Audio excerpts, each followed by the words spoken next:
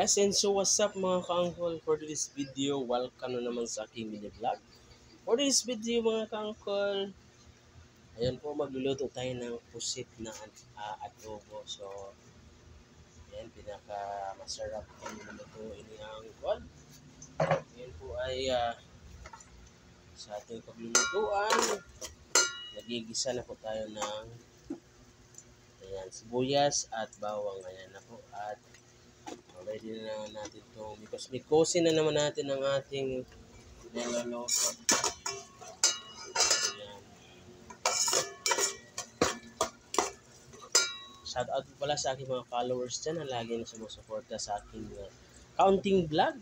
Shout out din sa mga suki natin dyan sa palengke ng Visoria, dyan sa palengke natin ng Lumentred. Shout out sa inyo, sa lahat na nakakilala kay Uncle Official. So, yun ang gagawin naman ni Uncle ngayon ay pagmikos-mikos na naman. So, hindi pa yari yung ating ayan, hindi pa siya gaanong luto. So, a few minutes, no? Ayan, natin. At ngayon po ay ilalagay na lang pala natin itong kamatis para isang na lang kamatis. So, ang kamatis, ilagay na natin para gawin na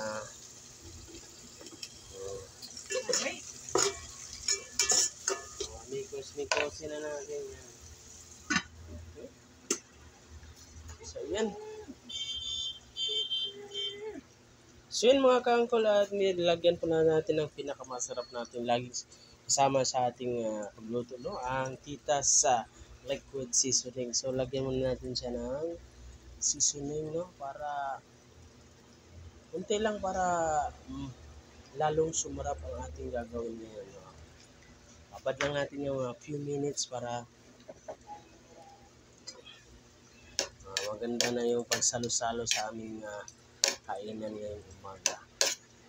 So, babad lang natin ng konti at yun, ang ating gamit ay Titas Choice Liquid Seasoning, the original. Siya na nung bakay naman. Oops. So, yun na nga mga ka-uncle, okay na yung kamatis na ayos na natin sa magano. At ngayon po ay ilalagay na po natin ang ating pusit. Mikos-mikos.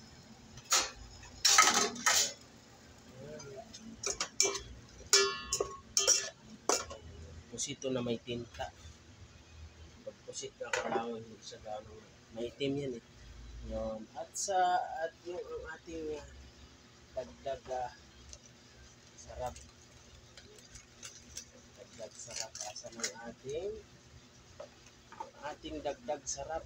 Siyempre, meron na tayong nilalagay na liquid seasoning at meron naman tayong nilalagay na magic syrup. Ayan. Magic syrup. Ayan natin yan. At siyempre, hindi natin kalimutan ang ating patis. Fish. Ang tawagin pisos. Ayan, pisos ba? Gamay lang ba? Gamay. Para halat din na. Siyempre, natin kalimutan ang maglagay din ng paminta, no? Ang paminta. So, ayan. Migos-migosin muna ni ang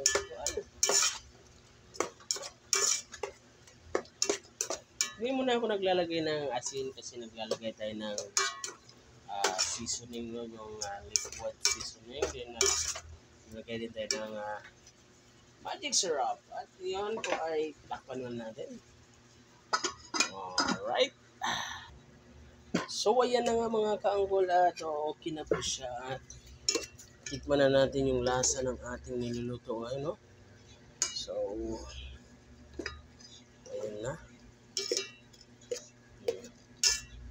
Kunti lang kasi itong aking binili, kaya pang dalawahan lang to para sa aking asawa at ako. Tapos yung anak ko naman hindi na masyadong kumain nito.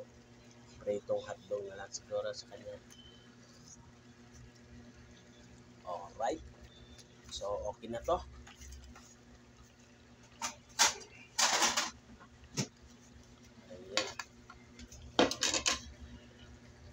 So, yun lang mga ka-uncle. Thank you for watching. Sana ay magustuhan niyo po ang aking nilulutong adobong pusit ngayon. At salamat po sa panonood.